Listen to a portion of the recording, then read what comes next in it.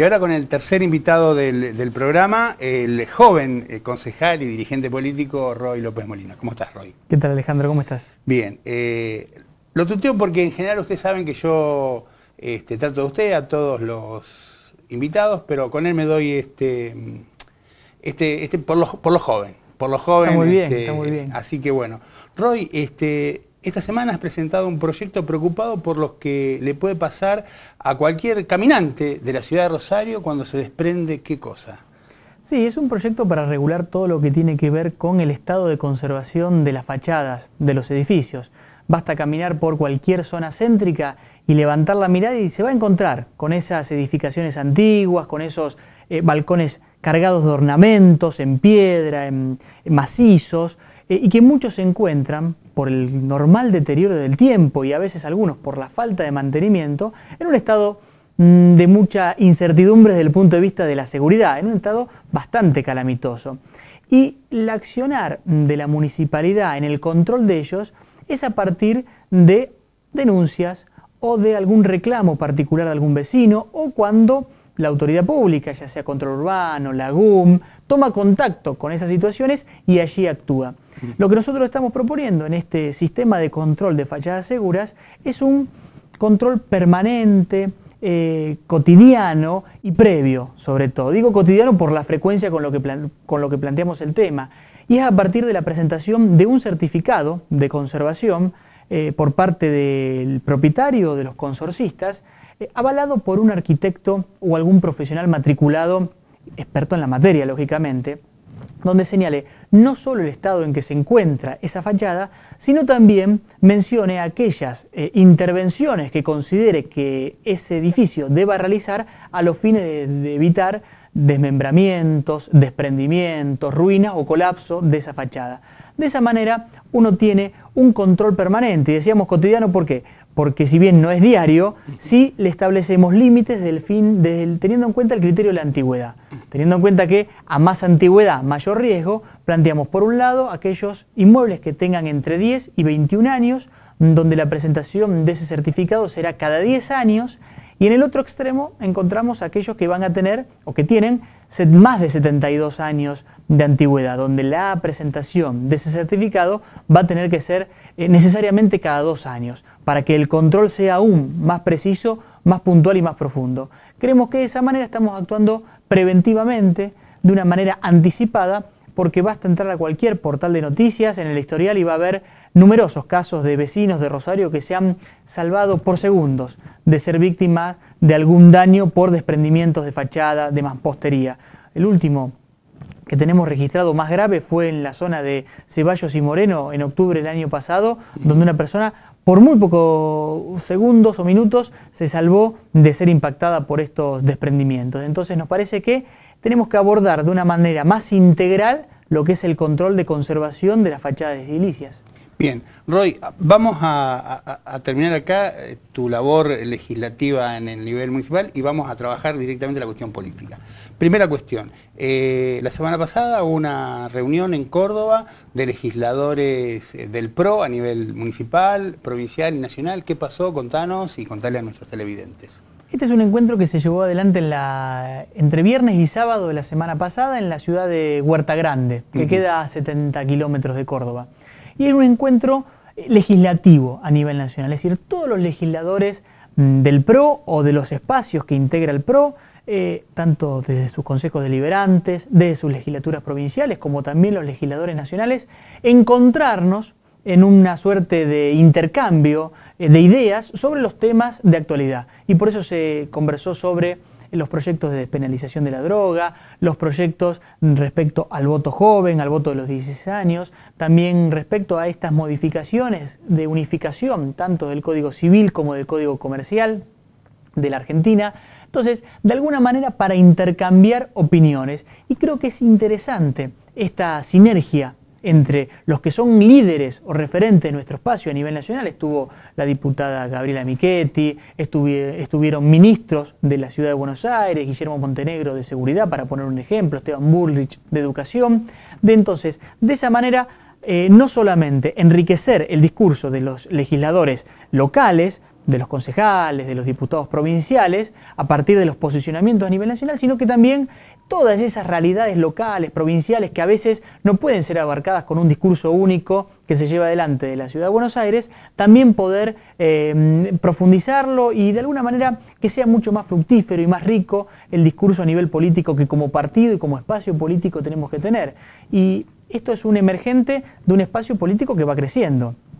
El PRO quizás ha sido uno de los espacios políticos que más ha crecido en estos últimos tiempos. El PRO nace alrededor del 2003, tuvo su primera experiencia legislativa fuerte, electiva fuerte, en el año 2005. En el 2007 llega a la Ciudad de Buenos Aires. En la provincia de Santa Fe en el 2009 tiene sus primeros concejales, uno de ellos en Rosario, la concejala Laura Huescam. En 2011 pega ese salto a nivel cuantitativo con 6 diputados provinciales, con 9 concejales en toda la provincia. Entonces es un espacio activo, un espacio que está creciendo.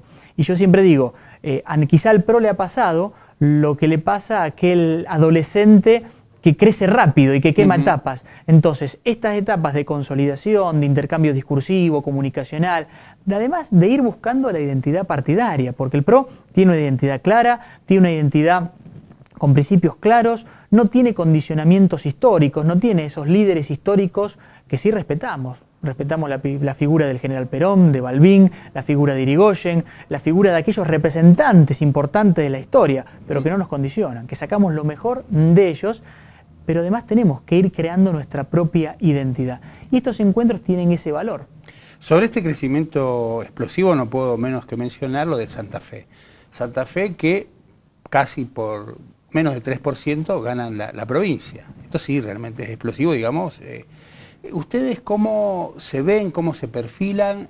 Y además con esta posibilidad, porque en estos estudios estuvo Miguel del Cel y ahí le planteamos, para nosotros una de las figuras, o la figura fundamental hoy de Mauricio Macri, es la de Miguel del Cel. Si Miguel del Cel logra ganarle o empardarle, como se dice en el truco, a Hermes Wiener, creo que la oposición en este país se va a entornar detrás de la figura de Mauricio Macri. Digo, me parece que este crecimiento explosivo que ustedes tuvieron va a determinar el futuro político de la oposición en este país, digamos que se refrendará en el año 2013.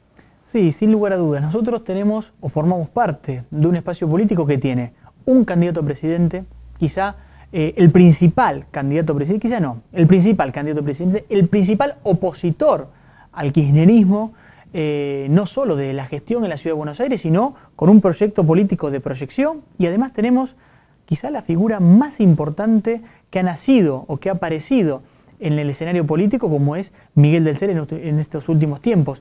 Cualquier analista político que pretenda hacer un análisis de la realidad santafesina no puede olvidarse o obviar la figura de Miguel del Cel. Y planteo esto porque, seguramente vos recordás, Alejandro, cuando Miguel lanza su candidatura, fue unos meses, marzo, abril, mayo, hasta las primarias de mayo del 2011, fue un constante ninguneo por parte, no de la gente, sino del ámbito político.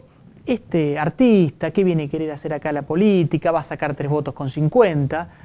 Y los números comenzaron a marcar que la figura de Miguel crecía y, como vos señalás, llegamos a las puertas de la gobernación, pero eso no solamente nos permitió dejar posicionada a una figura que era ampliamente conocida en el ámbito artístico, pero que había tomado la decisión comprometida de bajarse de ese escenario artístico y subirse a uno más complicado, como era la política.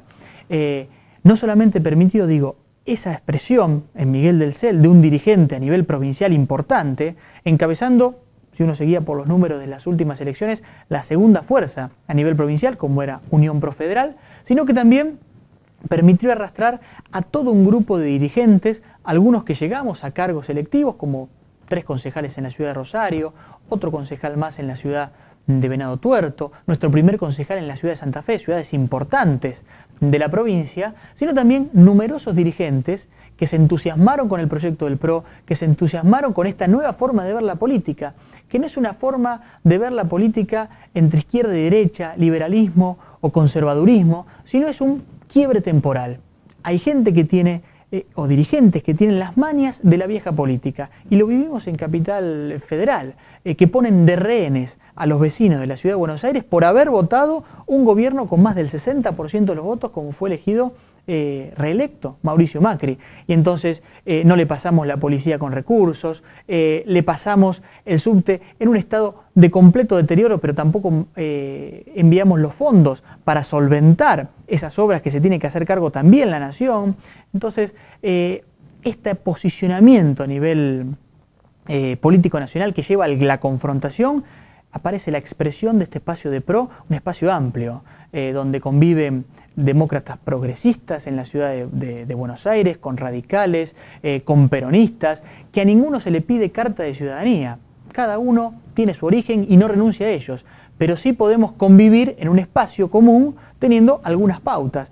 Respeto por la libertad personal, respeto por la propiedad privada, respeto por la república, por la democracia, y a partir de esas ideas en común, ese núcleo de coincidencias básicas, comenzar a dialogar. Y de ese diálogo es que aparece la mayor riqueza de este espacio y que lo hace ver atractivo para aquella persona desencantada de la política, pero que puede volver a creer, porque el que se vayan todos no sirvió, porque el que se vayan todos sirve para que no se vaya nadie. La única manera de desplazar a la vieja dirigencia política, digo vieja en función de las mañas, de los recursos que utiliza, es que venga nueva gente. No necesariamente gente sin experiencia. Nuestro espacio político también suma a dirigentes peronistas de fuste, como puede ser la diputada Alejandra Bukasovich, que forma parte de este espacio Unión Pro Federal. Entonces, esa riqueza nace a partir de la diversidad que tenemos y de las propuestas que podemos expresar.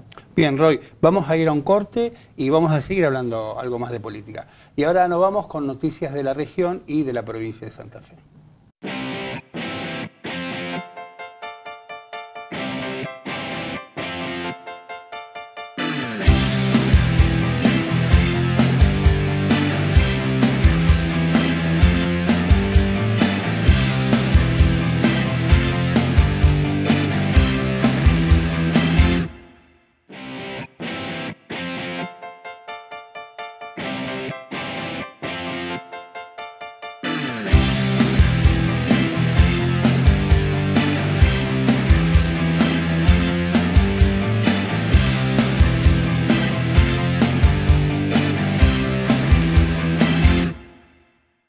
Bien, y ya en esta segunda parte de la entrevista con Roy, no puedo menos que preguntarte, Roy, tu posición acerca del voto para los jóvenes de 16 años, a los 16 años. A ver, este proyecto es, y haciendo un parangón con lo que fue el voto femenino, salvando las distancias, es un proyecto que intenta atribuir derechos. Ahora, en el mundo jurídico, y también te lo respondo como abogado, el derecho tiene una doble cara, el derecho a votar. Es un derecho de ver, porque así como impone o otorga facultades, también impone determinadas obligaciones. Y entonces en este aspecto nos parece que es necesario abrir el debate. Uno como dirigente joven, que ha llegado a la política joven, no puede desconocer que hay muchísimos jóvenes comprometidos con su realidad ciudadana, participando no solo en espacios políticos, sino también en espacios intermedios como fundaciones, como ONG, y en esto el convencimiento que tenemos. El sentido común, el compromiso, la vocación de servicio no son cuestiones de edad. Por lo tanto, impugnar desde el punto de vista etario, es decir, a partir de determinada edad se tiene capacidad para decidir, nos parece que no es la discusión que se tiene que dar. Ahora sí nosotros la unimos a un posicionamiento del kirchnerismo a nivel nacional, que es el que completa el panorama.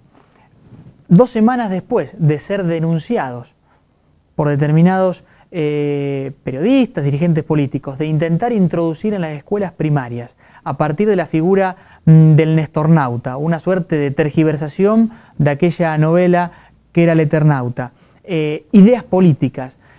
Luego viene la decisión del voto joven. Entonces, de alguna manera, lo que cierra es el combo completo, es el negocio completo.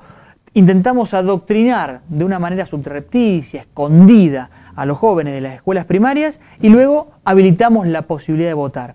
Porque acá no están interesados en que los jóvenes voten, sino están interesados en el voto del joven para poder ampliar sus mayorías. Y acá yo no quiero decir que el joven es influenciable fácilmente.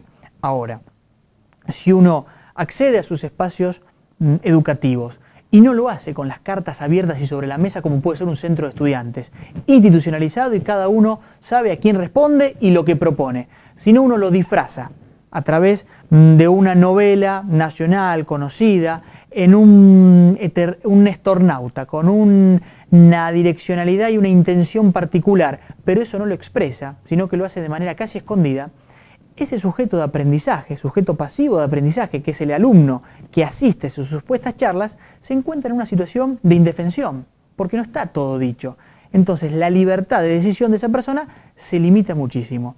Y si además uno le incorpora que todo eso se hace con fondos públicos, creo que realmente es para tomar en cuenta. Entonces, la discusión del voto joven la podemos dar, creemos que hay muchísimos jóvenes que se consideran en condiciones de participar en política y que eso nosotros no lo negamos, pero sí no nos comamos la curva, si me permitís el término, de cuál es la verdadera intención del kirchnerismo en este tema.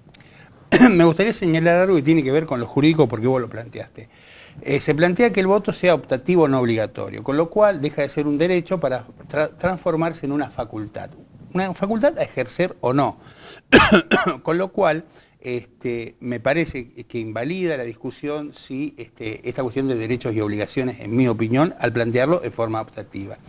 Pero también que tiene que ver, por ejemplo, esta posición de Jorge Macri, que él está de acuerdo. Él dijo, en mi distrito yo estoy de acuerdo porque sé el nivel de responsabilidad, de educación que tienen los jóvenes en mi distrito.